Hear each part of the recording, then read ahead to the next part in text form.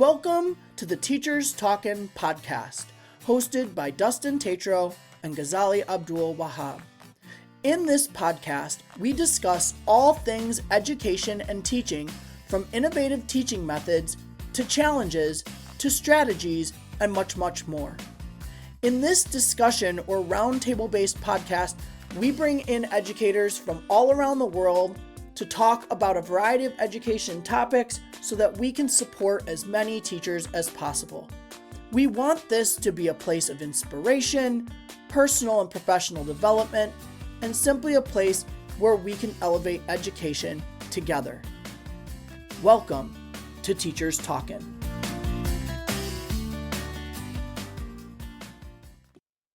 Hey everybody, welcome to another episode of Teachers Talkin'. I'm Dustin, joined with my co-host Ghazali, and today we are diving into something close to every teacher's heart, which is how to make learning fun. And we're talking about it not just being entertaining, but truly engaging in a way that helps kids to build skills and stay motivated. So our guiding question today is, how can beloved characters, adaptive game design, and thoughtful UX turn practice into joyful mastery for every child without overstimulation? So to help us unpack this, we are joined by Aditya Prakash. He is the founder and CEO of SKIDOS Labs, a Copenhagen-based ed tech company transforming mobile games into powerful learning tools. Addy brings over 20 years of experience across telecom, media, and FMCG, and he also mentors and invests in early stage startups focused on education and healthcare. So Addy, before we jump into talking about game design, can you share a little bit about your journey and what problems in kids learning or motivation first caught your attention, and then how did that lead you into SKIDOS? Yeah, sure. First, thank you for having me, Ghazali and Dustin. My pleasure to be here. It's a topic which is very close to my heart. So the reason why I got into education was close to my own experience while studying and then entering the professional world. So I actually became curious in topics like history, science, and literature in my early 20s when I joined the professional world, whereas my foundational 13 years of schooling, somehow the teachers failed to ignite any level of curiosity in those areas. And I mean, I was fortunate enough to be born in a family who could afford to send me to one of the top private schools in Delhi, which is where I'm from. But somehow the teachers did not get me excited to be in the classroom. And I thought that this is very weird that, once I'm in my 20s on my own, I'm getting interested and curious, because the school system should actually help children ignite their curiosity and not kill it. And then I realized that this experience was not unique to me. A lot of my friends, I spoke to them, experienced something very similar. I went back to my school after almost 2 decades to see if things had changed. And I spoke to a lot of students, and they were going through the same experience as me. And as I researched deeper into the subject, I realized it's not like my school's problem or the Indian education system problem. It's by and large a global education system problem. The school system most of us have gone through is like a 200-year-old system. It was designed to get human beings ready for the industrial revolution, where certain things like hierarchy, order mattered. However, since the last 50 years, with the advent of the internet, the smartphone, now AI, how human beings learn in real life is dramatically different from what is being done in the classroom.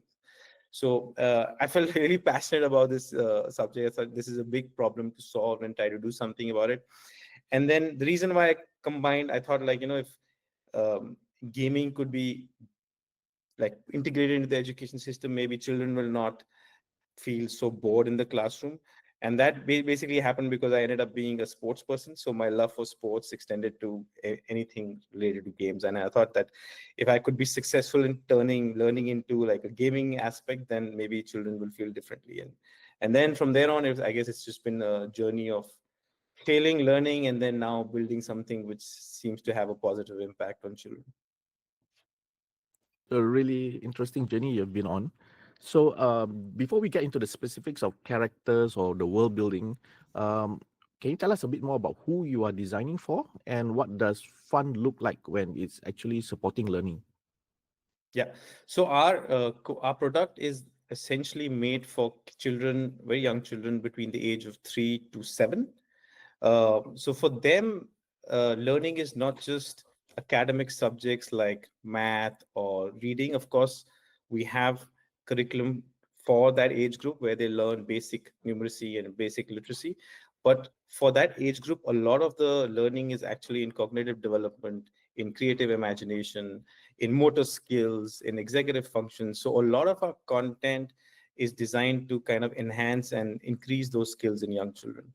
And when you talk about fun, for 3 to 6 year olds, pretend play, like anything where they can pretend to be anyone, that is like the single largest factor to make them have fun and be engaged in the product. So that in most of our content, we follow that pretend play philosophy, that everything is exploratory.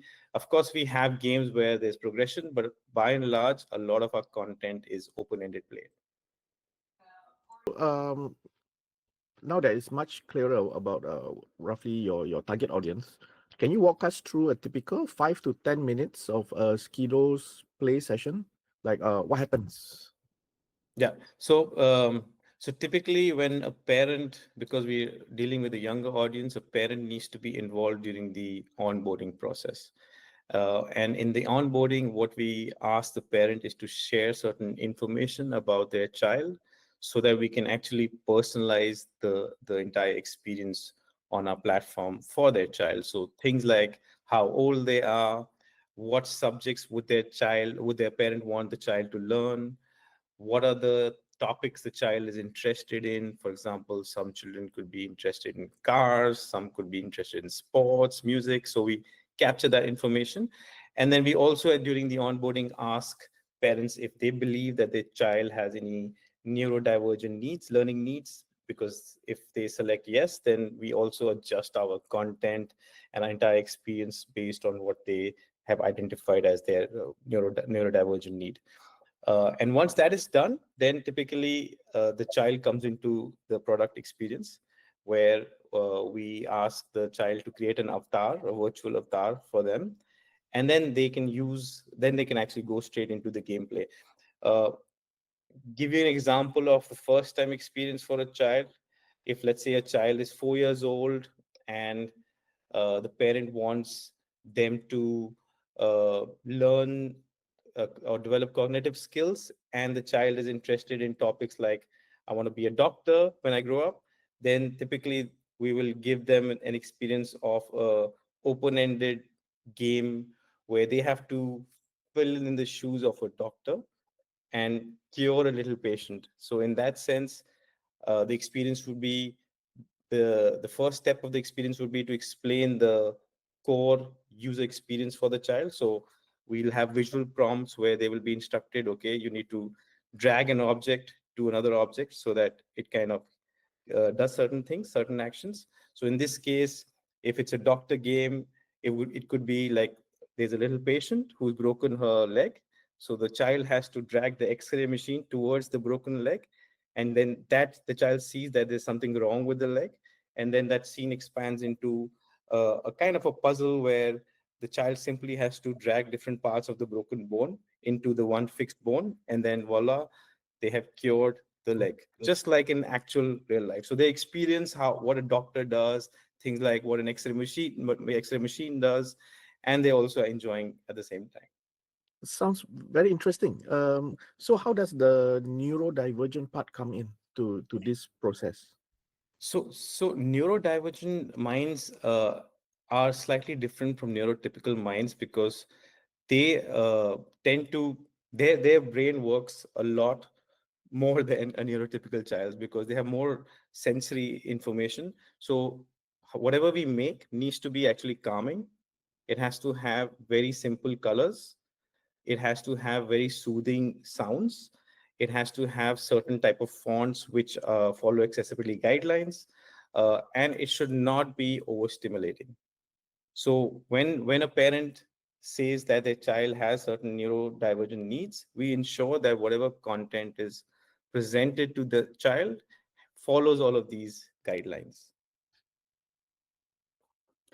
So go about making this, these types of games, familiar, and the types of things that like engage, get kids interested and engaged in wanting to play them and enjoy it?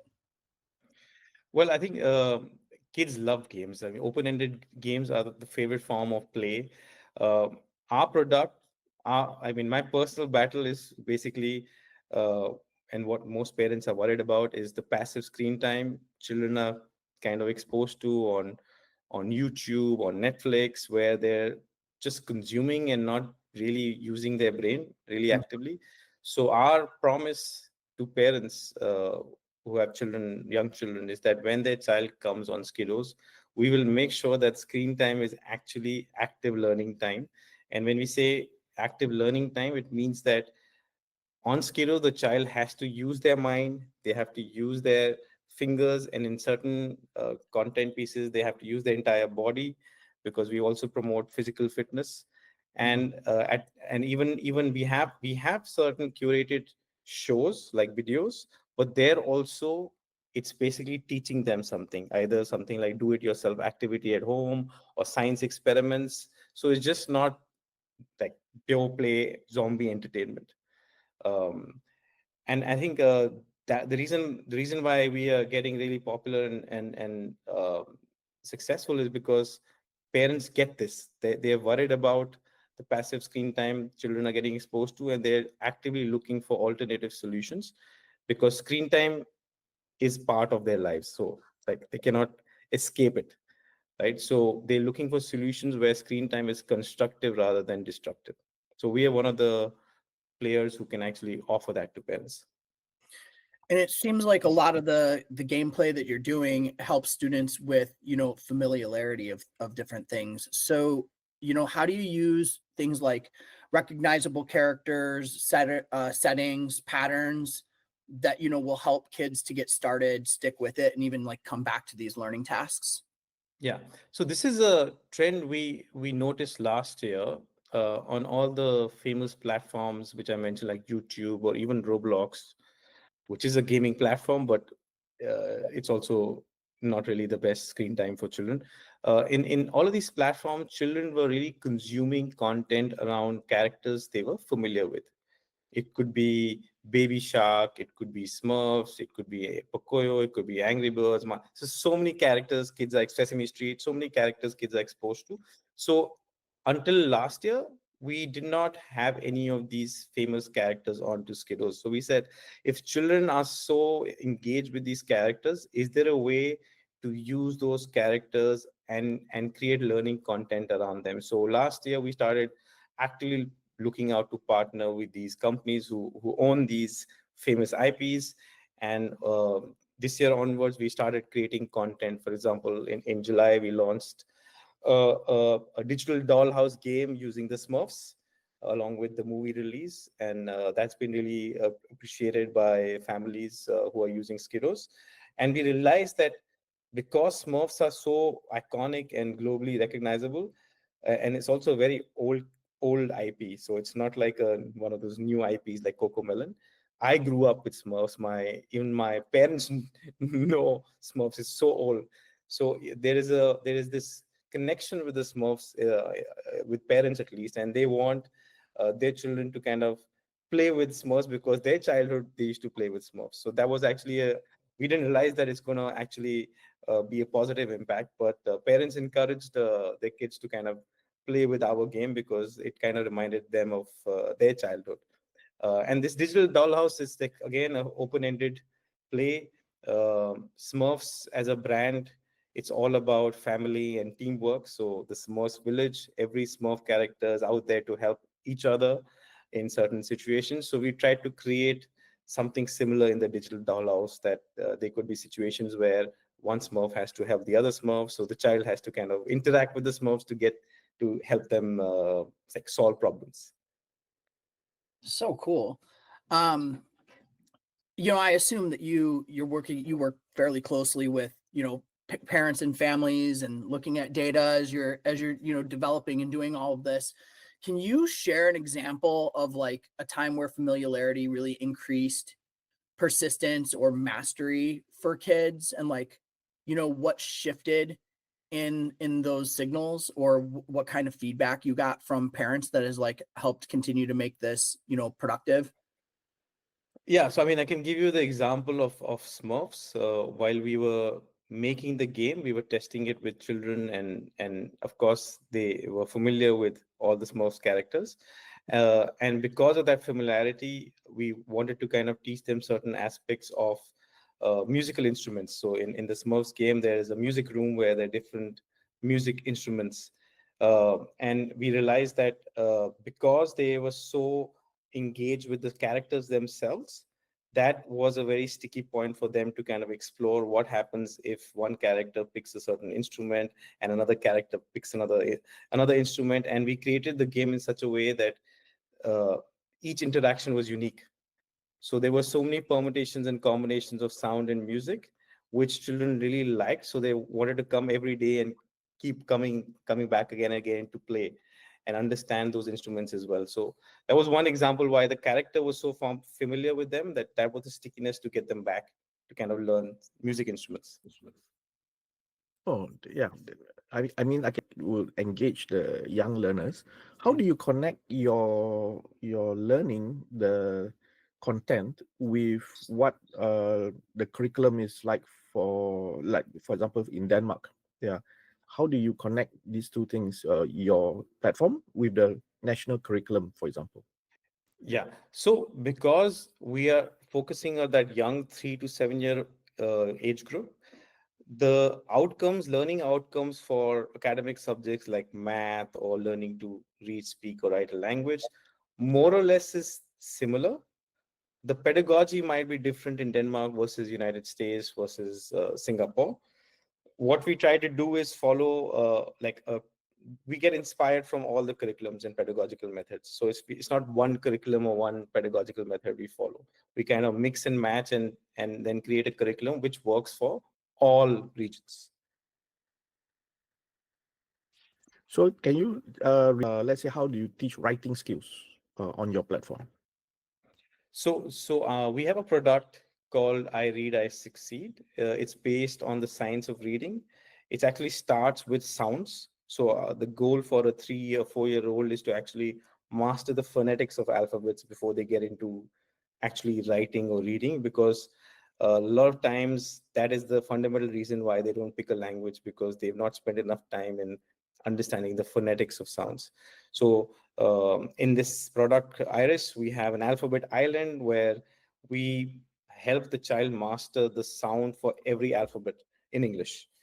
And then the curriculum is designed in such a way that first you understand the sound, then you hear an animated story which has the alphabet and words with the alphabet as part of the story.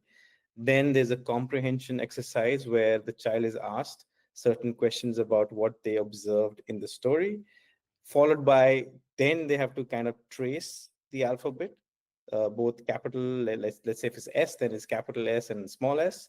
And then again, they have to watch another story where the same alphabet is being brought into play, and then followed by a reading exercise. So it's like step by step, rather than going straight into reading, you kind of build the foundation, start then with making them trace the alphabet, then trace a word with the alphabet, and then start reading. And we've seen at any point, if the child does not comprehend a certain concept, then we go back to the previous level, so that till they master that level. And of course, feedback is a very important aspect for young children. uh, what we've observed with young children is that they want to make everyone else happy, right? And they fear being judged in a negative manner, whether it's by a teacher, by a parent, or by a friend. So we always design a product to give positive reinforcement, even if the child does not understand a concept or makes a mistake. We use voice prompts, visual prompts to encourage the child to go back and try again, so that they keep their motivational level to kind of master a concept, because that's very important for young children. So I assume that there's some sort of ability for your platform to adapt to the child's learning and their Yes. ability as they progress. So do you Yes. have any like consultants, teachers advising you on how you do the scaffolding bit? Yes, so we have like academic teachers in our team, plus we work with consultants depending on which subject. So for English reading, we hired a consultant based in Canada. For social emotional learning, we hired a professor who is known to be one of the thought leaders in social emotional learning based out of US. And for math, we've hired someone who actually is also is an expert in Singapore math. But Singapore math is a very different approach to math. Yep. So we work with consultants from all over the world, and we also have an in-house team of teachers to help us with the Wow. subjects. So we have we focus on three subjects for that age group: numeracy, then literacy, and then social emotional learning skill, which is, I believe, one of the most important subjects. It's a new curriculum introduced maybe 10 years ago in the Western schools. It's still not introduced globally everywhere. But I think the way the world is headed, I think social emotional learning is going to be a very important skill for young children to master. Yeah, for sure. And I'm curious. So when parents, purchase this or download it, whatever, do they choose, like, do they get it specifically for like literacy, or do they get access to like the whole gambit of things? Like, can you tell us a little bit about like what that looks like once you like get launched into it?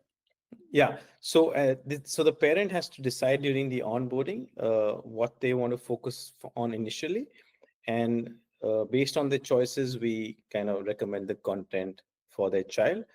And at any point of time, if they want to access all other content which they did not choose, then they have an entire parent section where they can then select other topics which they want the child to learn.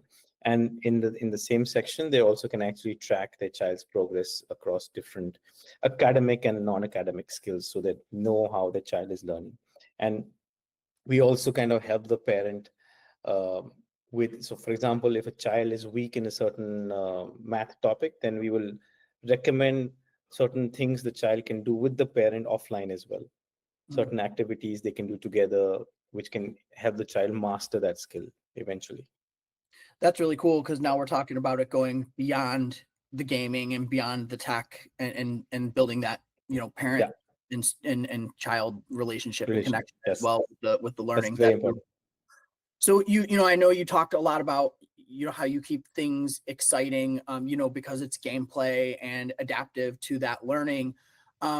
What's your framework look like when it comes to like color, sound, effects, so that those games are effective without being overstimulating, like you mentioned with like YouTube and things of that nature? Yeah, so we follow the WCAG guidelines, and they have very clear guidelines in terms of what colors, contrast ratio, font sizes, type of fonts.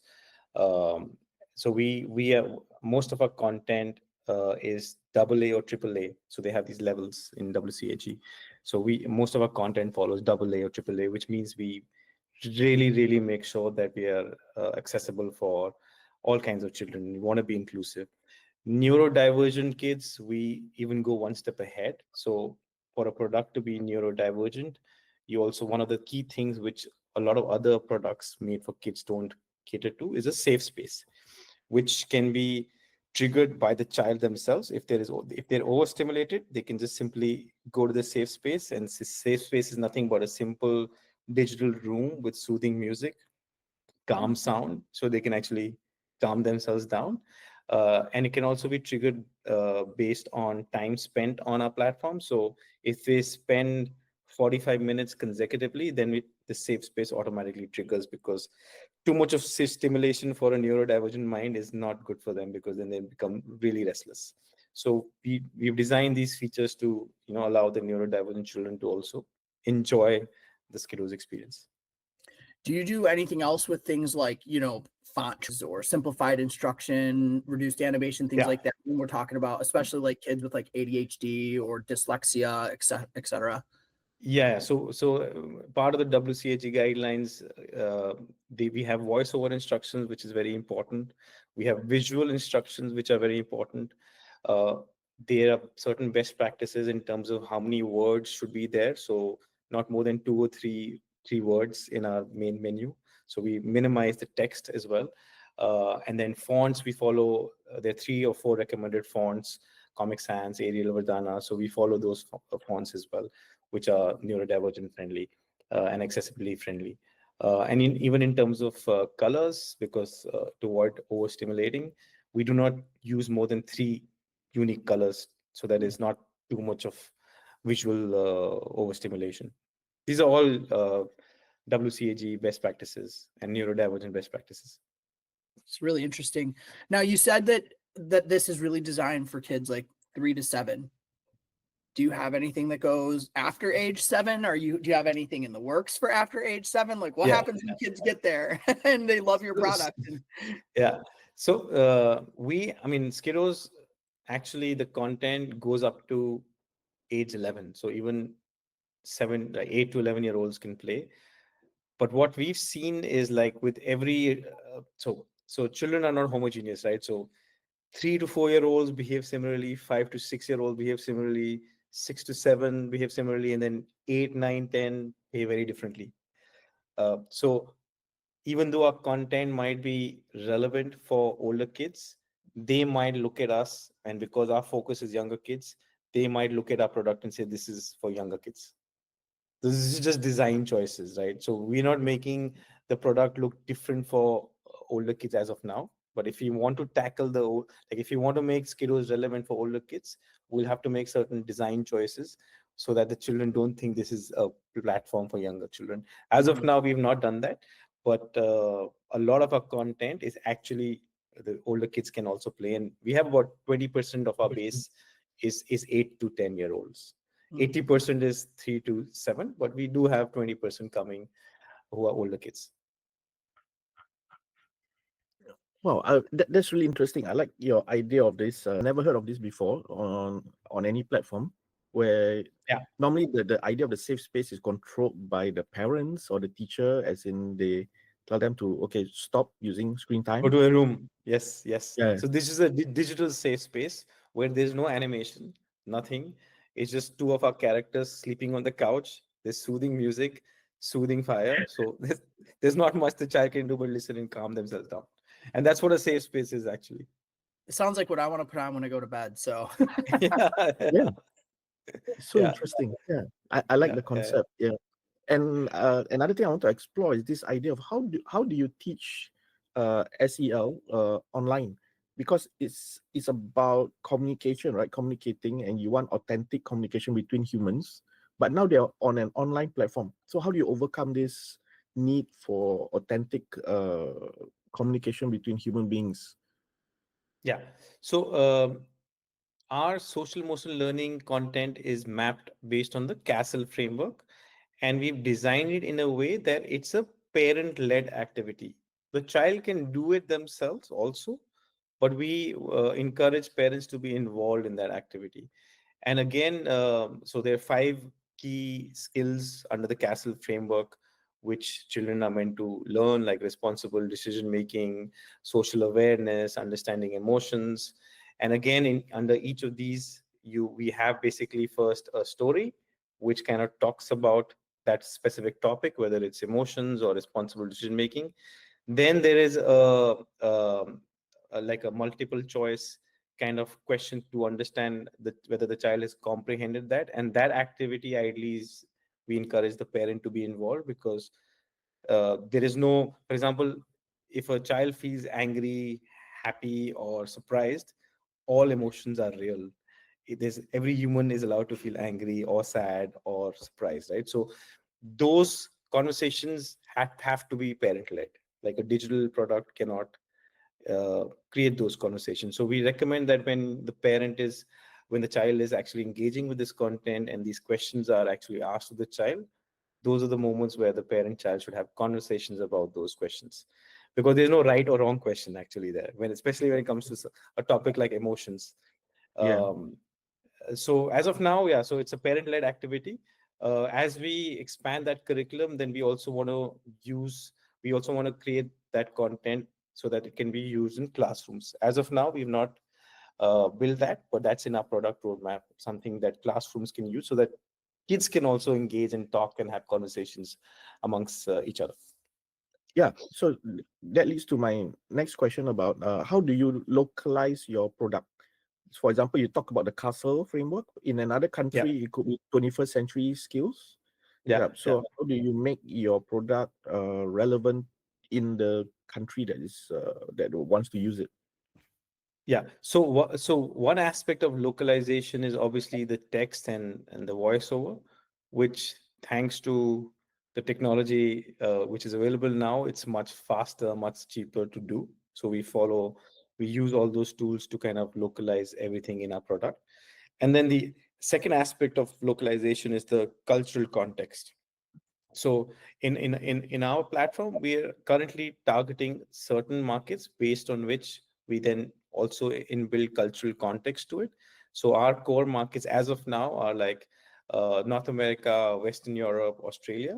So whatever cultural contexts are relevant in these regions, then we adjust the content. If someone is coming from Australia, for example, then the accent will be Australian.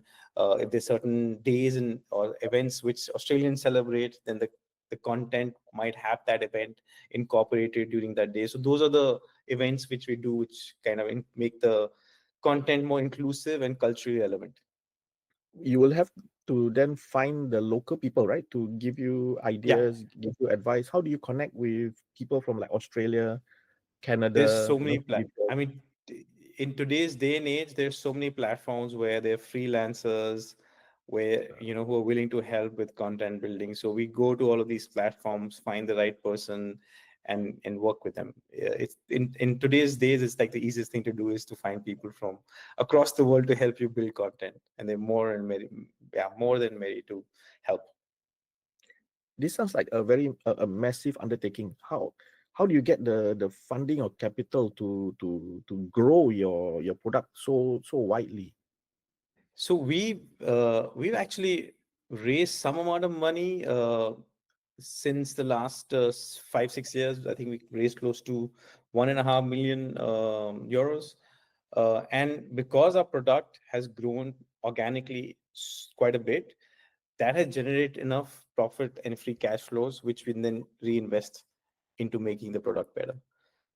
So we've not really needed external funding as of now, but of course, you're right that if you want to cater to the entire world, Yeah, then we will need to get more capital to kind of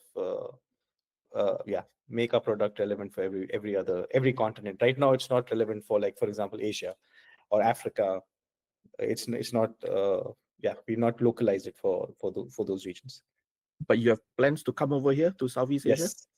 Yes. Yes, we do. We are looking at raising funding in the next 6 to 9 months. So yeah, we do. Once we have that, then we want to definitely focus on Asia, because Asia is also, it's a very different, like every country in Asia has a very different culture to Yeah, what it means to be in education. yeah, It's also very competitive society, that's right. much more competitive than Europe. So yeah, it's very different approach to creating content there. Yeah, one of the biggest challenge probably is the education system. So I think Denmark is in the top 10 happiest country in the world Yes, list, yes. and It's you're yes, coming. usually it's the top three, or usually number one or two. Yeah, Exactly, and you're coming to a high pressure cooker education yeah, environment. Think of yeah, Japan, South Korea, Singapore. yeah. Yeah, so are you going to adapt to this different, really different culture of learning here? I think it's a balance, right? So every culture has something to teach us. So let's say if you talk about South Korea or Japan, the culture there basically teaches children to have very strong work ethics. Like, you work hard, right? Because that's what your parents tell you, that if you work hard, you will be successful. So it's ingrained in their DNA, right? Yes. And then that's something the whole world should get inspired by. Working hard doesn't mean like you don't have a work-life balance, but you have strong work ethics, right? If you going to work for 8 hours a day, then you are productive for those 8 hours a day. That's what the Asian society does. The European, for example, the Danish education system is more about observing from nature, learning, going outdoors and learning from your environment, understanding how everything in the environment works. And that is again something very different from the Asian culture, which is more about working hard, memorizing a lot, just putting Yep. in the hours in studying, Yeah. studying, not Yeah. so much practical learning. So I think the balance is something which is what will probably be good for everyone. Mm. And I think Dustin knows. I will definitely ask this question. Uh, how much how much AI have you integrated into your platform, and what does it do for you? So there are two use cases of AI for us right now. One is in our internal workflow. So when I say internal workflow, every function, whether it's product, marketing, engineering, even HR or finance, we're using some sort of AI tools to speed up our work. Right? That's just, I think that's now hygiene for most companies. Like everyone is using those tools to kind of speed up whatever their individual function is. In learning, we don't have right now direct access to any LLM, but we are using LLMs to create learning content. That is one. And then we are building our own AI because we have so much of data points on how children learn, where children struggle in certain topics over others. So we use that data to kind of create an algorithm. So AI, I mean, AI is nothing but a machine learning algorithm, right? So AI is just maybe over fancy word for it, but we're using machine learning algorithms to kind of adapt, use the data we have, and then help every child based on his or her skill level to kind of progress as they answer questions incorrectly, or the time taken. These are certain factors we keep in mind, which then the AI adjusts the content based on what the child is actually experiencing on the platform. So that entire part is all machine learning, AI led. We are not currently exposing children to any large language model directly through our product. As of now, there's a lot of potential in that space, but there's also certain safety issues. So we are waiting for the safety issues and the hallucinations to go before we allow children to have a direct exposure to these LLMs. Okay. So, if you were to leave our list one thing to remember about SKIDOS, how your games turn play into real learning, what final thoughts would you leave? I mean, this is basically, I want all parents to realize that firstly, screen time, not all screen time is bad. There is certain screen time which is definitely bad, which I think is very obvious. Uh, but screen time can actually be an aid for children, especially in today's day and age, to understand how technology works. It can help them in cognitive development, in building their academic skills, in motor skills, in creative imagination. So if they're looking for constructive, positive screen time, active learning time, then SKIDOS is the place where they should come and explore and help their child develop new skills. And where can people find SKIDOS? Like, can you download it on the Apple Store? I'm assuming not, but Yeah. so So we try to be available on most popular platforms. So we're available on the Apple App Store. We're available on the Google Play Store. We're available on the Amazon App Store. We're also available on the web browser. So these 4 platforms, they can access SKIDOS and use all our content to help the child learn and grow. Is there a cost? And then what's that onboarding process look like? Yeah. So, I mean, the app is free to download, and you can create an account for free as well. And you can access some amount of content every day for free. But if you want to unlock the entire content and the entire personalized experience, then you have to pay $10 a month, which is the monthly subscription, or $65 a year for the annual subscription. Those are the 2 plans. Very cool. Any final thoughts that you would want to leave our listeners with? I mean, this is a great experience for me. I mean, you asked some really interesting questions, and I hope I've answered them well. I had to think a lot to answer them. They were tough questions. Thank you. Good. That's what we like. Tough questions. Yeah. Well, Addy, thank you so much for just being here. This was a really great conversation, and I can't wait to like text my sister when I get off of this and be like, hey, you should check this out. Because Thank you so I much, have Dustin. little nieces and nephews. This sounds really cool. So yeah, thanks Thank for you. just coming on and sharing your story and sharing a little bit about SKIDOS and your product, and just how that can help people in education. We really appreciate you being here. It's been a pleasure, Dustin Ghazali. Thank you so much for having me. To all of our listeners, thank you so much for being here as always. Remember to like, subscribe, share, review, do all the things, set your notifications for new episodes of Teachers Talkin'. And if you would like to be a guest with us, just click on the form in the show notes. You do not need to be an expert about anything, just passionate about talking about education, because that's what we like to do. And we have new episodes every other Monday. So again, thanks for joining us. Keep teaching, keep learning, keep on talking. Bye, everybody. Bye, everybody.